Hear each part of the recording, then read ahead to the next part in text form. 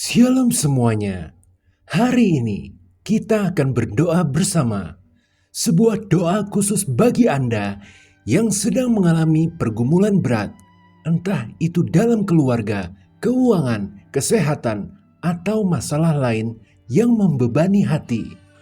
Meskipun doa ini bisa Anda panjatkan kapan saja, tapi ada satu waktu yang sering disebut sebagai jamnya Yesus berdoa atau jam sakral, yaitu kira-kira pukul 3 pagi. Banyak orang percaya bahwa pada waktu ini langit terbuka dan kuasa Tuhan bekerja secara luar biasa bagi mereka yang berseru kepadanya. Sebelum kita bersatu dalam doa, mari kita renungkan 3 ayat firman Tuhan yang akan membuka 3 kebenaran penting bagi kita semua. Kejadian 32 ayat 24. Lalu tinggallah Yakub seorang diri, dan seorang laki-laki bergulat dengan dia sampai fajar menyingsing. Ini adalah awal dari kisah luar biasa ketika Yakub bergumul dengan Tuhan sepanjang malam. Ia berada di tepi sungai Yabok menghadapi ketakutan terbesar dalam hidupnya, bertemu Esau yang bisa saja membunuhnya. Di malam yang gelap dan penuh kecemasan itu, Yakub tidak tidur. Ia berjuang dalam doa dan bertemu dengan Tuhan. Dan itulah yang mengubah segalanya. Namanya tidak lagi Yakub, melainkan Israel. Menandakan bahwa ia telah menang, bukan dengan kekuatannya sendiri, tetapi dengan berserah kepada Tuhan. Ada kalanya kita juga merasa sendiri, terjebak dalam ketakutan, tidak tahu apa yang akan terjadi besok. Tapi seperti Yakub, saat kita bergumul dalam doa, Tuhan bisa mengubah hidup kita selamanya. 1 Raja-Raja 19 ayat 9. Di sana masuklah ia ke dalam sebuah gua dan bermalam di situ. Maka firman Tuhan datang kepadanya demikian. Apakah kerjamu di sini, hai Elia? Elia, nabi yang luar biasa, pernah merasa begitu putus asa hingga ingin menyerah. Ia telah melihat mujizat Tuhan, tetapi ancaman Izebel membuatnya ketakutan dan ia lari ke gurun, bersembunyi dalam gua. Dalam heningnya malam, Tuhan tidak datang dengan gemuruh atau api, tetapi dalam suara yang lembut. Mungkin saat ini Anda merasa kelelahan, ingin menyerah, atau berpikir Tuhan diam. Tapi justru di dalam keheningan, Tuhan ingin berbicara dengan Anda. Jangan takut untuk datang kepadanya dalam doa.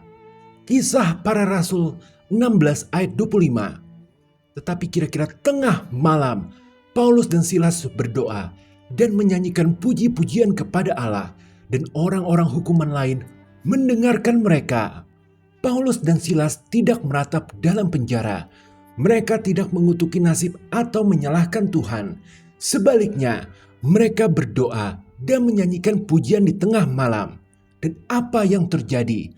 Tuhan mengguncang penjara itu dengan kuasanya, membebaskan mereka dengan cara yang ajaib. Inilah makna berjaga-jaga dalam doa di tengah malam. Ketika kita memilih untuk memuji Tuhan di tengah masalah, maka mujizat bisa terjadi. Ketiga kisah ini menunjukkan satu hal. Tuhan tidak pernah jauh. Dia bekerja bahkan di malam yang paling gelap dalam hidup kita. Jadi, jika Anda merasa terbeban, tidak bisa tidur karena pikiran yang kacau, datanglah kepada Tuhan. Malam ini bisa menjadi titik balik bagi hidup Anda. Mari kita berdoa bersama. Bapa kami yang bertahta di kerajaan surga, kami datang kepadamu dengan segala kelemahan dan kepedihan. Seperti Yakub yang bertahan semalaman dalam pergumulan, kami pun ingin menghampirimu. Meski tubuh lelah, meski hati terluka, namun kami percaya justru di saat tergelap dalam hidup kami, Engkaulah terang yang tidak pernah padam, harapan kami satu-satunya. Ya Tuhan, kami tidak bisa lagi menyembunyikan beban ini. Ada yang kehilangan harapan karena penyakit yang tak kunjung sembuh. Ada yang hatinya hancur karena perselisihan dalam rumah tangga. Ada yang terjebak dalam keputusasaan karena masalah keuangan yang menekan. Seperti Elia di bawah pohon arar, kami ingin menyerah. Tapi kami tahu, Engkaulah Allah yang mendekati orang yang hancur hatinya. Tuhan itu dekat kepada orang-orang yang patah hati, dan Ia menyelamatkan orang-orang yang remuk jiwanya.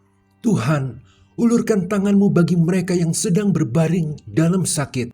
Pulihkan tubuh mereka dengan kuasa kasih-Mu. Jika ada kepahitan dan luka di hati, cabutlah sampai ke akarnya. Kami tidak ingin hanya mengeluh, kami sekarang ingin mendengar suara-Mu. Sebab Engkaulah Tuhan, Sang Penyembuh kami. Bagi mereka yang merasa sendirian dalam rumah tangga yang retak, jahitlah kembali hubungan itu dengan tali kasih setia-Mu. Jika ada kuasa kegelapan yang sedang beroperasi dalam keluarga kami, berperanglah bagi kami.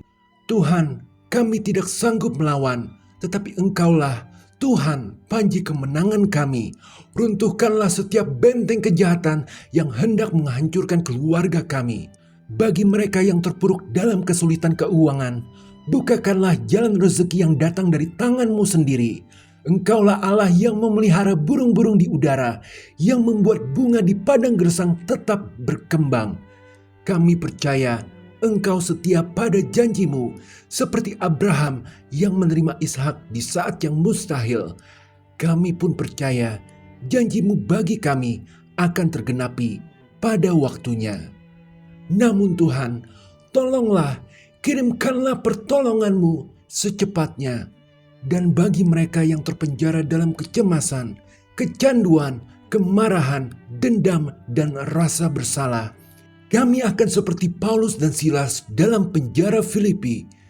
Kami mau ikut memuji Engkau, sebab kami percaya Engkaulah Allah damai sejahtera. Engkaulah yang sanggup menguduskan kami, mencabut akar dosa dari hidup kami.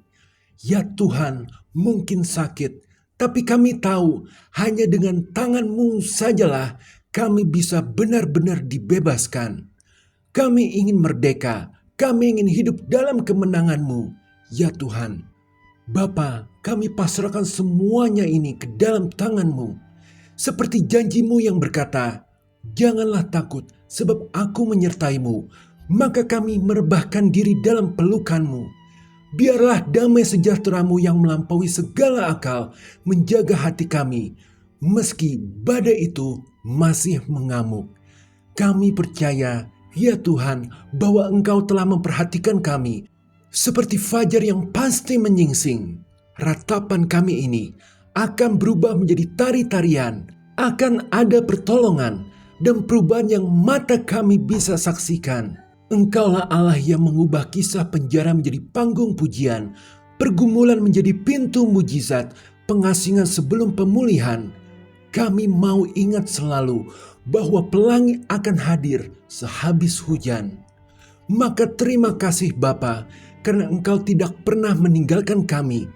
Bahkan di saat kami merasa sendirian, Engkau mengutus malaikat-Mu untuk menjaga kami. Terima kasih untuk setiap tidak yang berubah menjadi belum, dan untuk setiap luka yang menjadi sebuah pelajaran untuk mendewasakan. Kami bersyukur sebab kasih-Mu kekal selamanya. Dengan nama Yesus kami berdoa, yang menanggung segala penderitaan manusia di kayu salib. Dialah harapan kami, kekuatan kami, dan kemenangan kami. Haleluya! Amin. Sebagai pengingat, hidup memang dipenuhi problem yang seringkali terasa seperti jalan buntu. Namun ada satu prinsip Tuhan yang sering terlupakan. Segala pergumulan di bumi ini bersifat sementara. Tuhan tidak membiarkan kita tenggelam dalam kesulitan selamanya. Seperti air bah yang pasti surut atau malam yang berganti fajar, masalah kita pun memiliki masa kadaluarsa dalam rencananya. Tapi mengapa Tuhan mengizinkan pergumulan terjadi? Karena di dalam keterpurukan, Ia sedang menempa karakter kita seperti emas yang dimurnikan dalam api. Tuhan menggunakan masalah untuk mengajar kita tentang kelemahan diri, tentang kekuatan doa, tentang ketergantungan total padanya. Sayangnya, ketika Tuhan sudah mengangkat beban itu, kita sering lupa pelajaran yang telah didapat. Kita kembali mengandalkan diri sendiri atau terjebak dalam siklus kesalahan yang sama. Ini bukan karena Tuhan gagal mengajar, tetapi karena natur kedagingan kita yang rapuh. Mirip sih seperti anak kecil yang terus-menerus jatuh saat belajar berjalan. Maka jangan biarkan pergumulan yang Anda alami ini sia-sia. Catatlah setiap pelajaran yang Tuhan berikan dalam hati Anda. Adakah janji-janjinya yang Anda ingat? Tuliskan itu di memo.